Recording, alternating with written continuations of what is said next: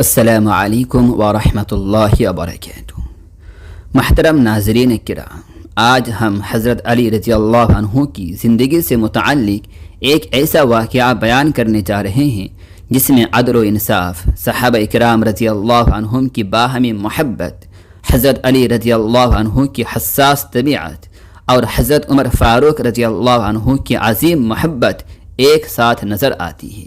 یہ وہ دور تھا جب امیر المؤمنین حضرت عمر بن خطاب رضی اللہ عنہ خلافت کے منصب پر فائز تھے۔ آپ رضی اللہ عنہ کے سامنے عام آدمی سے لے کر بڑے سے بڑے شخص تک اپنا مقدمہ پیش کر سکتا تھا، اور آپ رضی اللہ عنہ ہر معاملے میں انصاف کو مقدم رکھتے تھے۔ آئیے سنتے ہیں کہ ایک دن ایسا کیا واقعہ پیش آیا کہ حضرت علی رضی اللہ عنہ کا چہرہ متغیر ہو گیا اور حضرت عمر رضی اللہ عنہ نے انہیں گلے لگا کر محبت سے بوسہ دینا شروع کر دیا۔ محترم ناظرین، ایک دن ایک شخص انتہائی پریشان حال روتا ہوا اور بلند آواز سے امیر المؤمنین حضرت عمر رضی اللہ عنہ کی خدمت میں حاضر ہوا۔ وہ بار بار پکار رہا تھا، یا امیر المؤمنین میری مدد فرمائیے، یا امیر المؤمنین میری مدد فرمائیے۔ حضرت عمر رضی اللہ عنہ نے اس شخص کی پریشانی دیکھی تو فوراً اس کی طرف متوجہ ہوئے اور فرمایا، اے شخص بتاؤ میں کس کے خلاف تمہاری مدد کروں؟ وہ شخص حضرت عمر رضی اللہ عنہ کے سامنے موجود ایک شخصیت کی طرف اشارہ کرتے ہوئے بولا، اس شخص کے خلاف جو آپ کے برابر بیٹھا ہوا ہے۔ حضرت عمر رضی اللہ عنہ نے دیکھا تو وہ شخصیت کوئی عام شخص نہیں تھی، وہ تو حضرت علی بن ابی طالب رضی اللہ عنہ تھے۔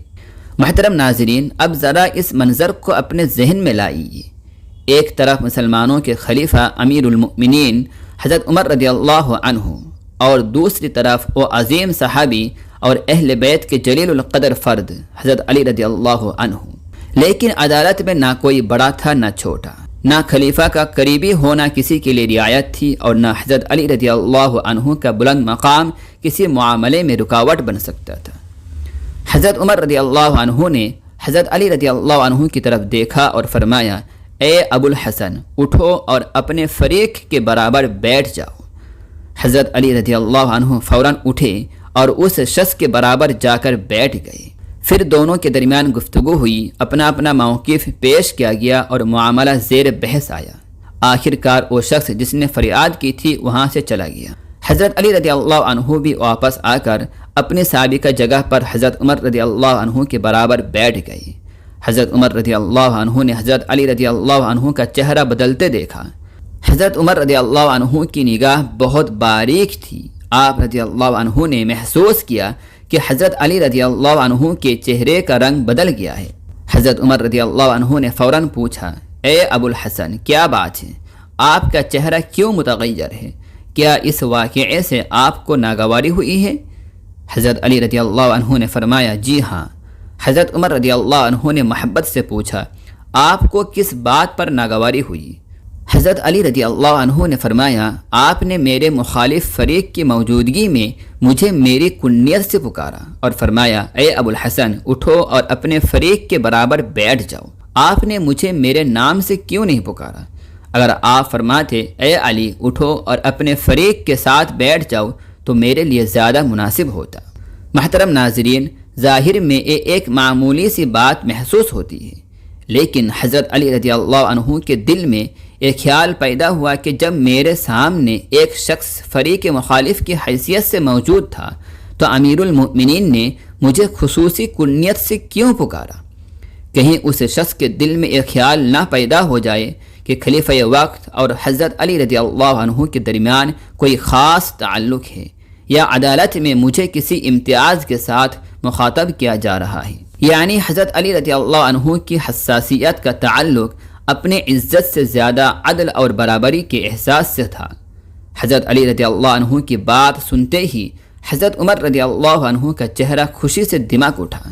ان کے چہرے پر خوشی کے آثار نمایاں ہو گئے۔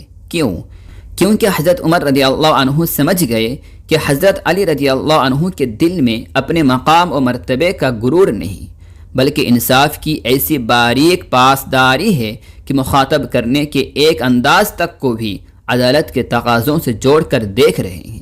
حضرت عمر رضی اللہ عنہ نے آگے بڑھ کر حضرت علی رضی اللہ عنہ کو گلے سے لگا لیا اور پھر محبت و عقیدت سے ان کا بوسہ لینے لگے۔ آپ رضی اللہ عنہ نے محبت سے فرمایا، میرے ماں باپ تم پر فدا ہوں، تمہاری وجہ سے اللہ تعالیٰ نے ہمیں ہدایت عطا فرمائی اور تمہاری وجہ سے اللہ تعالیٰ نے ہمیں اندھیروں سے نکال کر روشنی عطا فرمائی۔ سبحان اللہ، یہ تھا صحابہ اکرام رضی اللہ عنہم کا باہمی تعلق۔ جہاں ایک طرف حق اور انصاف کی حفاظت تھی، وہیں دوسری طرف ایک دوسرے کے فضائل، اخلاص اور مقام کا اعتراف بھی تھا۔ محترم ناظرین، حضرت علی رضی اللہ عنہ کی عظمت صرف میدان جنگ میں ان کی شجاعت کی وجہ سے نہیں تھی، ان کی شخصیت میں علم، فہم، حکمت، عدل پسندی، باریک بینی اور احساس ذمہ داری بھی نمایاں تھا۔ اس واقعے میں حضرت علی رضی اللہ عنہ نے یہ نہیں سوچا کہ میں رسول اللہ صلی اللہ علیہ وسلم کے داماد ہوں، میں اہل بیت میں سے ہوں، میں جلیل القدر صحابی ہوں، اس لیے میرے ساتھ خصوصی انداز اختیار کیا جائے، بلکہ انہوں نے معاملے کو ایک عام فریق کی حیثیت سے دیکھا۔ یہی وہ اخلاق ہے جو کسی عظیم انسان کو عظیم بناتا ہے۔ اور دوسری طرف حضرت عمر رضی اللہ عنہ کا رد عمل بھی ہمارے لیے ایک عظیم سبق ہے۔ انہوں نے حضرت علی رضی اللہ عنہ کی بات کو انا کا مسئلہ نہیں بنایا، نہ ناراض ہوئے، نہ سختی کی، بلکہ حضرت علی رضی اللہ عنہ کے جذبے کو سمجھا، ان کی قدر کی اور محبت سے گلے لگا لیا۔ یہ صحابہ کرام رضی اللہ عنہم کے دلوں کی پاکیزگی اور باہمی محبت کی ایک خوبصورت مثال ہے۔ محترم ناظرین کرام، حضرت علی رضی اللہ عنہ کی زندگی ہمیں بار بار یہ سبق دیتی ہے کہ حقیقی عظمت صرف طاقت اور شجاعت میں نہیں، بلکہ علم، انصاف، عاجزی، بصیرت اور پاکیزہ کردار میں بھی ہوتی ہے۔ اور حضرت عمر فاروق رضی اللہ عنہ کا یہ طرز عمل ہمیں بتاتا ہے کہ ایک حقیقی حاکم وہ ہے جو اپنے سامنے آنے والے ہر شخص کے حق کو اہمیت دے اور اپنے قریبی لوگوں کے لیے بھی انصاف کا معیار نہ بدلے۔ اللہ تعالی ہمیں حضرت علی رضی اللہ عنہ، حضرت عمر فاروق رضی اللہ عنہ اور تمام صحابہ کرام رضی اللہ عنہم کی سیرت سے سبق حاصل کرنے، عدل و انصاف کو اپنانے اور ایک دوسرے کے حقوق ادا کرنے کی توفیق عطا فرمائے۔ آمین یا رب العالمین۔